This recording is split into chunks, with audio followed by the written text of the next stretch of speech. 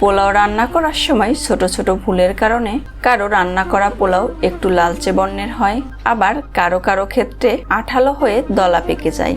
আজ পোলাও রান্নার সময় কিছু টিপস শেয়ার করছি, যেগুলি ফলো করে রান্না করলে আপনার রান্না করা পোলাও ঝরঝরে হবে, সেই সাথে ধবধবে সাদা হবে। চলুন শুরু করি। শুরুতেই আমি মেজারমেন্ট কাপের 2 কাপ চিনি গুঁড়া চাউল নিয়েছি। বাজারে যে প্যাকেট চাউল পাওয়া যায় আমি সেই চাল নিয়েছি।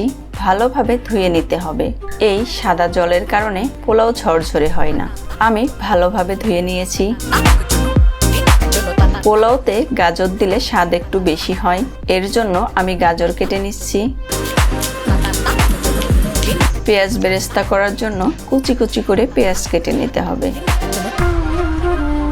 চুলাতে কড়াই বসিয়ে তেল দিয়ে দিয়েছি আর 1.5 চামচ ঘি দিয়ে দিলাম, এতে পোলাওয়ের ঘ্রাণ আরো বেশি হবে।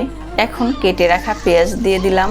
বেরেস্তার পেঁয়াজ সবসময় লাল লাল করে ভেজে নিতে হয়, খেয়াল রাখতে হবে পেঁয়াজ যেন পুড়ে না যায়। পেঁয়াজ ভাজা শেষ, একটা পাত্রে তুলে রাখলাম। বেরেস্তা করার পর বেঁচে থাকা তেলের মধ্যে তেজপাতা, দারচিনি, এলাচ ও লবঙ্গ দিয়ে দিলাম। রসুন বাটা ও আদা বাটা দিয়ে নেড়েচেড়ে কেটে রাখা গাজর দিয়ে দিলাম। মরিচ দিতে একটু দেরি হয়ে গেল। দেখুন চাউল কি সুন্দর শুকিয়ে গেছে। এখন চাউল দিয়ে দিলাম। কিছুটা সময় নিয়ে চাউল ভালোভাবে ভেজে নিতে হবে। স্বাদ মতো লবণ দিয়ে দিলাম। যখন খুব সুন্দর ঘ্রাণ ও শনশন শব্দ হবে তখন ফুটিয়ে রাখা জল দিয়ে দেব।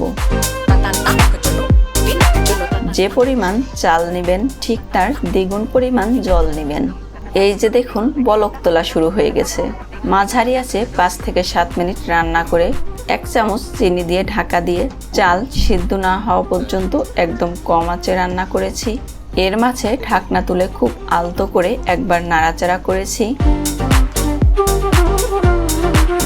দেখুন কি সুন্দর সাদা ধবধবে ও ঝরঝরে পোলাও হয়েছে।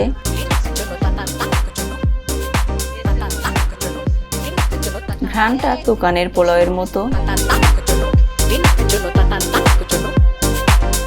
এখন পরিবেশন করলে যে কেউ চেটেপুটে 1 থালা পোলাও নিমেষেই শেষ করে দেবে।